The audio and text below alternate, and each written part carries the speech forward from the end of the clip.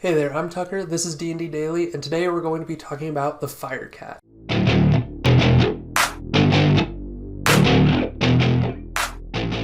The Fire Cat was inspired by one of our subscribers, Nikolai, who is so strong he can lift up a bus. He wanted us to do a Barbarian Druid Multiclass, and we didn't want to just give him the obvious Moon Druid Totem Barbarian Multiclass that's been done 1,000 times, so instead we made something that we think is a lot cooler and maybe even better. The Fire Cat is a mix of Ancestral Guardian Barbarian and Wildfire Druid. For us, we decided to just do 2 levels in Wildfire Druid. The race for this character is going to be Leonin. Unlike his other male Leonin counterparts, the Fire Cat never grew a true lion's mane, the mark of a male Leonin. Because of this, he was ostracized from his tribe. This led to him spending a lot of time communing with nature alone. Through his connection to nature, he also discovered a connection to his ancestors whose spirits still burned in the savannah. Through practice, he realized he could call the embers of his ancestral protectors to aid him, taking the form of his wildfire spirit and his ancestral guardian spirits. The Fire Cat is now leaving his tribe to go and find or create a tribe that accepts him for who he is and to prove to himself that he is honorable and worthy of greatness. Though his ultimate goal is to be added to the legacy of his ancestors and have his stories passed down through his generations. When the Fire Cat enters his rage, he gets a mane made of fire and his eyes glow like embers.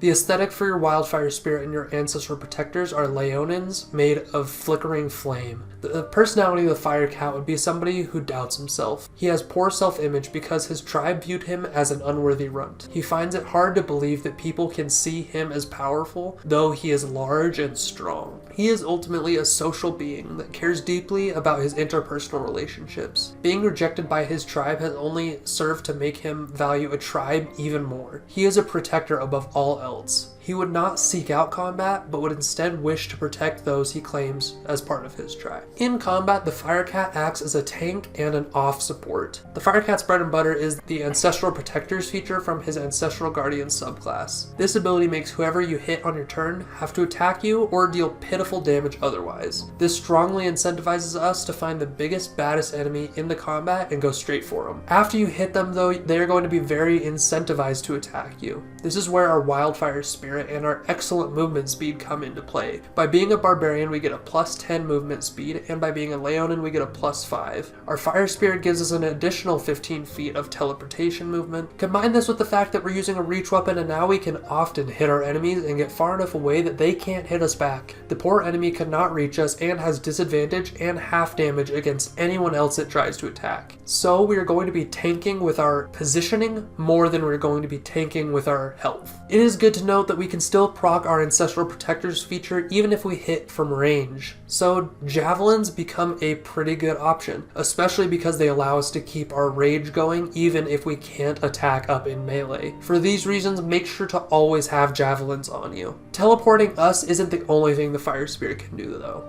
It's amazing every turn to either attack or position our allies. This can be used to retreat, escape grapples, get to the front line in battle quicker, utilize terrain, and so on. The Fire Spirit is best used for utility and mobility, but can do a bit of damage in a pinch. So we're going to be doing excellent in combat with one big enemy. But what about mob combat? This is where our daunting roar from our Leonin race comes into play. By being a Leonin, we can let loose a roar that will make all the enemies around us in a 10-foot radius have to make a saving throw or be frightened of us. A perfect AoE debuff for a bunch of little enemies. Out of combat, like most barbarians, you are the muscle of the party. You'll definitely have and need proficiency in athletics, either from being a Leonin or from being a barbarian. On top of this, rage gives you advantage on athletics checks, which can be used out of combat in a pinch. Never underestimate how many problems can be solved by using raw strength. Because of our 2 levels in Druid, we also get 3 level 1 spells each day. However, we can't use these spells while we're raging. This strongly incentivizes us to take out of combat spells. This includes our cantrips. Guidance and Mending stand out as cantrips that would definitely be great for out of combat use. As far as level 1 spells go, I think Goodberry is by far the best choice for healing. It's not my favorite spell personally, but it's definitely the best one on there, because if you use all your spell slots at it, at the end of the day, you get 30 healing that can last for 24 hours. If you consider that Barbarians have resistance to most damage, that 30 health is going to be stretched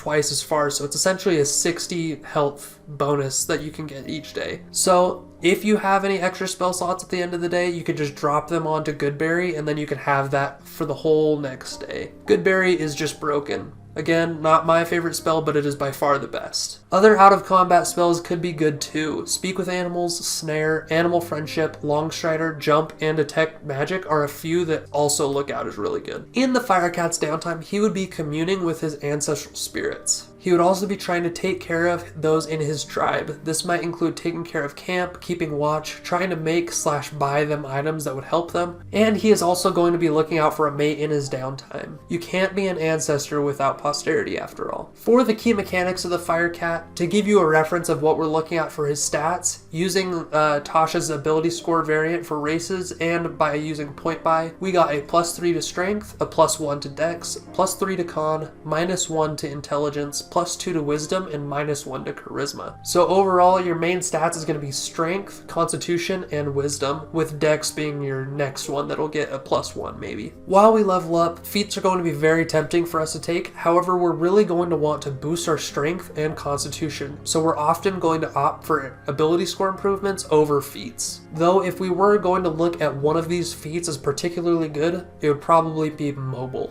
When making our build, we put the first level of our character into Druid so that we can get proficiency in Wisdom saving throws. The trade-off here is we lose better starting HP and Constitution saving throws, but Wisdom saving throws are going to come up so often and be so important that we feel it's worth it. And the Wildfire Spirit is also definitely one of our key mechanics. Specifically, we're going to want to summon this Wildfire Spirit before combat. We can summon this twice per short rest, so if you ever think there might be a combat, you're going to want to summon it even if you're not sure. If you are wrong and the combat doesn't start, this lasts an hour, so there's a decent chance you'll end up in a combat anyways. We're going to want to do this because it takes a action to summon our Wildfire Spirit, and if we don't summon it beforehand, we're going to spend our first turn summoning it and raging, so we can't really do much on that turn. So summoning it beforehand is going to be really great on setting up our first turn in combat. Worst case, you go into combat without your Wildfire Spirit and you're just a normal barbarian with,